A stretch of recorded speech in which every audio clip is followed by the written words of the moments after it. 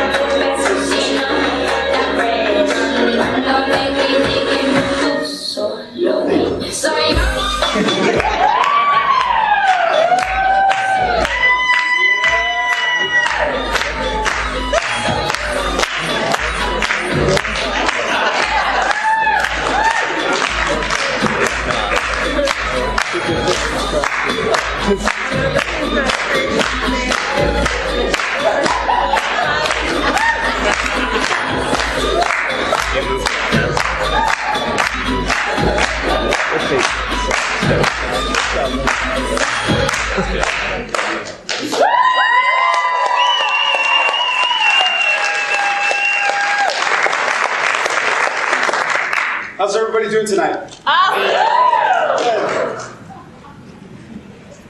Thank you for being here. Thank you for choosing to be here tonight. Before I begin, I just want to say thank you to God for a lifetime of preparation that has led up to this moment. So, like I was saying, thanks to God for a lifetime of preparation that has led me to this moment. Thank you to Bethany Anderson for inviting me to share a message with you that I hope will resonate. Thanks to the fabulous speakers. Thank you for your attention and respect to them as they shared with you something that was important and dear to their hearts and close to who they are. The song that we just heard is called Soy Yo. And in Spanish, Soy Yo means I am, or it's me. And it's a celebration of identity. And in the next couple of minutes, that's what I want to explore with you, is your identity, your true I am, who you are. Now, as we share this moment together, I just want you, my goal is to get you to reflect, to bring back or to manifest who you really are. Because when you know who you really are, life is full of joy, life is full of passion. Life is the best life you could ever have. So why? The title of the talk is The Challenge of Being You. Why is it a challenge to be you? Because who you think you are is different from who you really are. Okay? Who you think you are leads to a lot of anxiety and stress and frustration and unhappiness. But when you start being who you really are, that's when the joy in your life happens. That's when the magic happens. And it comes down to this right here. This is a quote from Carol Dweck, who is a psychology professor at Stanford University. And she says, "The view you adopt for yourself profoundly affects the way you lead your life." The view you adopt for yourself. What view have you adopted for yourself? So let's break this down a little bit. I'm going to give you some examples. If you are, and this is Daniel Bowles, this is your cue, okay? If you are an ASU fan, okay? I mean, born and raised to bleed maroon and gold, then you know that the view you adopt for yourself profoundly affects the way you lead your life. You probably went to ASU or are currently attending ASU. Hopefully you graduated. You most likely go to tailgates and have season tickets for the football games or any of the other awesome sporting events that ASU has. You may have your license plate personalized with ASU on it, and you probably have swag, a hat, a hoodie, some pants. I saw this one horse saddle with ASU on it. Just no judgment. That's awesome. Of course, if you're a die-hard ASU fan, you hate the school down south. And any kids you have or future kids will be future Sun Devils. You will not accept anything else. Am I right? Amen. Yes. Thank you for the amen. So, if you in this room are a die-hard ASU fan, raise those fours and let me hear you say, "Go Devils!" Go Devils! Thank you. Thank you. Now let's explore a couple of views that you might adopt for yourself when it comes to dating. There's no one to date. All the good men are taken. I've met everyone. I'm a hot mess. Who wants to date me? I'm afraid to commit. He's afraid to commit. And last, I hate being single. If this is a view that you have adopted for yourself, it's no surprise that your life is full of unhappiness, full of frustration, full of anxiety, because it profoundly affects the way you show up in your dates. So how do you adopt a view for yourself that profoundly affects the way you lead your life? Two ways, two approaches. One is through meaning, and the other one is through identity. Meaning is that label that you assign to all of the experiences you have in your life. And it's created through three things. First, language. Second, physiology. What do you do with your body? And last, your focus. So, each of these things combined creates the meaning that you assign to every single experience that you have in life. Here's a picture of some steps going nowhere. Some of you in this room feel like your dating life is going nowhere. I know I've felt that before. Actually, I told a friend, I think it was a couple weeks ago, I was telling her, I feel like my dating life is going nowhere. And because it felt a lot like this. And then I reflected and I thought, what other meaning could I assign to my experience? And that's when God spoke to me. Through the sweet Spirit, He said, you are running into walls right now because I'm redirecting you to the door that is right for you. And who is standing behind that door is the right person for you. So don't despair if you're coming up upon steps that are leading nowhere. I'm going to take you back to April 2014. At that time, I was living in Detroit, Michigan. I was a month away from graduating from law school and recently divorced. I want to share with you a little bit about the meaning that I created of that experience. First, my language. Things that I was saying were things like, I failed at being married. I am a failure as a husband. My body started to go into depression. Not started, it went to depression. I was laying in bed, didn't eat. I don't know how I went to class that last month because I didn't have the energy. I didn't have the energy to talk to anybody, let alone get dressed and go to class. My body was in so much pain because it hurt in every single inch of me. And my focus was on what I had lost. I had lost marriage. The number one thing that was my goal in life since I was a little Mexican boy. I've always been a Mexican boy. I was little then. And I started to focus on the thing that I lost.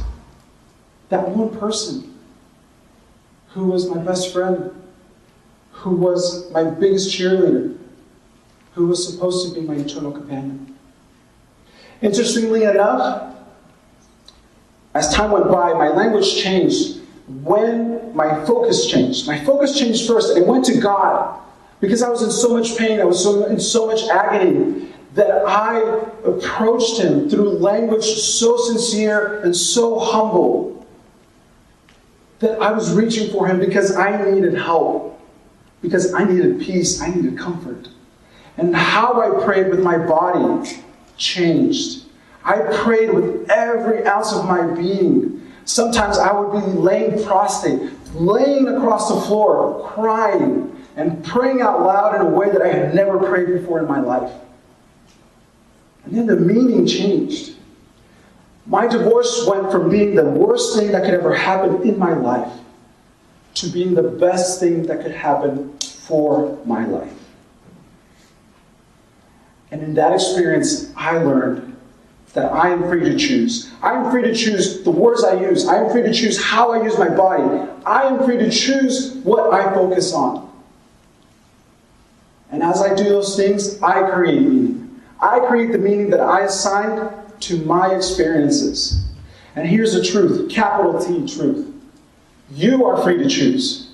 You are free to choose your words, what you do with your body, what you focus on, and you have the power to create the meaning and purpose of your life. Don't wait for anybody else to give that to you, because you already have the power within you to do it. So the second approach, identity. Am I a fruit or am I a vegetable? I don't know. And sometimes we don't know what our identity is, right? Where does identity come from? It comes from these things right here. Your environment, maybe you come from the hood. That's part of your identity, right? History, your past, what has happened to you, the story that you tell yourself. Unfortunately, so many of us are stuck in the past, stuck in this story that we keep reliving over and over and over again. Our behaviors, those patterns. I'm a morning person, I'm a night owl, I am frustratingly particular about the things that I want. I'm very picky. Actions, the things that you do. Every time you meet somebody new, what's the first thing that they ask you? What do you do? And then we equate that with who we are, but that's not the case. Values. Values are standards or principles that you hold dear and most important in your life. That might be friends, it might be family, it might be liberty, it might be love, service, and sacrifice. Your beliefs, the things that you hold to be true, that is part of your identity. The problem with beliefs is that sometimes things appear to be true and are not. And so you have to be able to discern when things really are true. Then you got your feelings. Feelings are part of your identity. Somebody who suffers from post-traumatic stress disorder is stuck in feelings. And their experience is real, and it is painful, but it's not who they are. Because they are not just their feelings. At the core of who you are and your identity is truth. Again, truth with capital T. The interesting thing is when most people want to change their identity and want to better themselves, they focus on the top three. Their environment, the history, and the behavior. That is an external outlet. That is an external thing that you focus on. And interestingly enough, it is the area of should. I should go to the gym. I should read more books. I should eat healthier. I should go to church. I should read my scriptures. I should give service. I should do my home teaching or visiting teaching. I should go on dates, but I really don't feel like it because I get anxiety. I should write my mom and dad. I should. And pretty soon you're shitting all over yourself.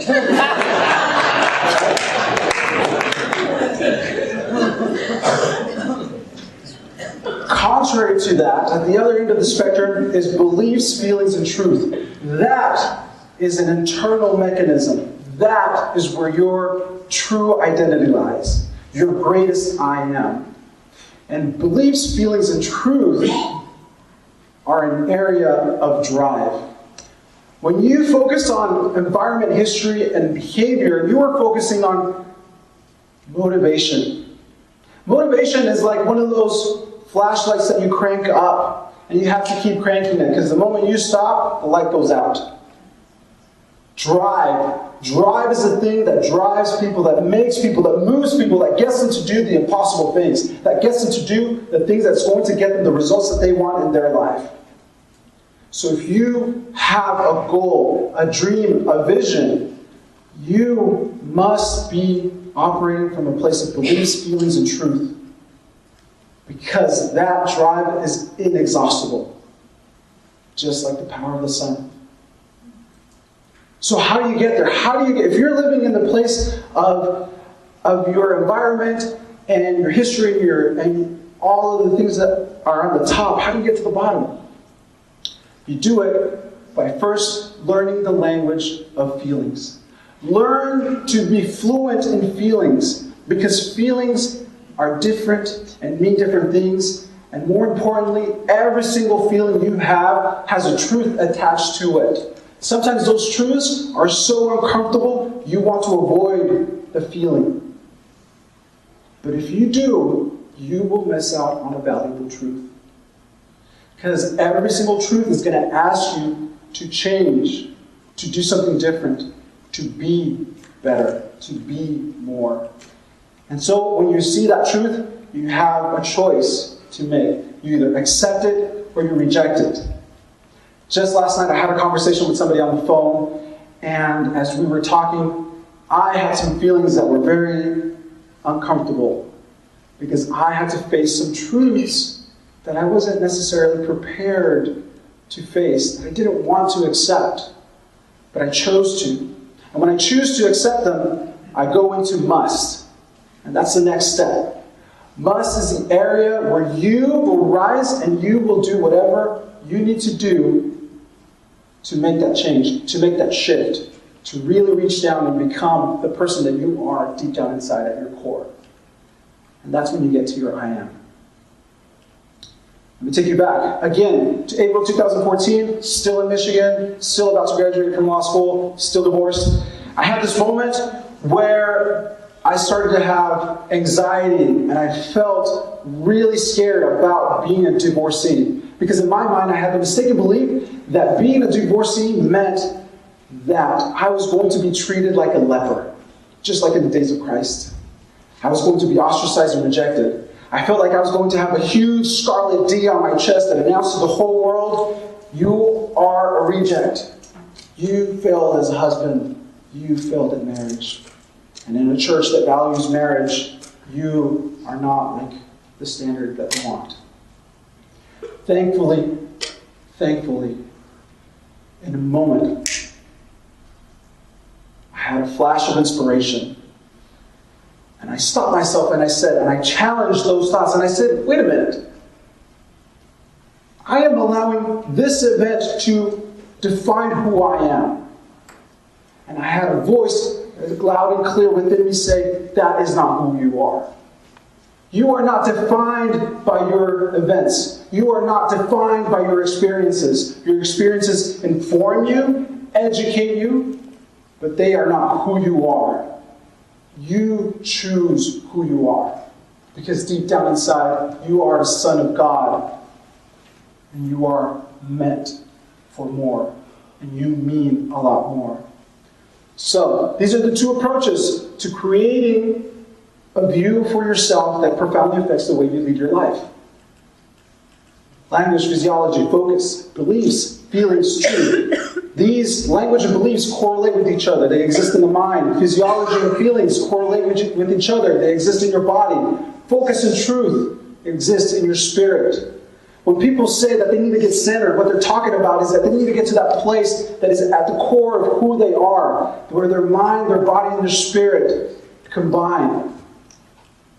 And that's when you get to your greatest I am.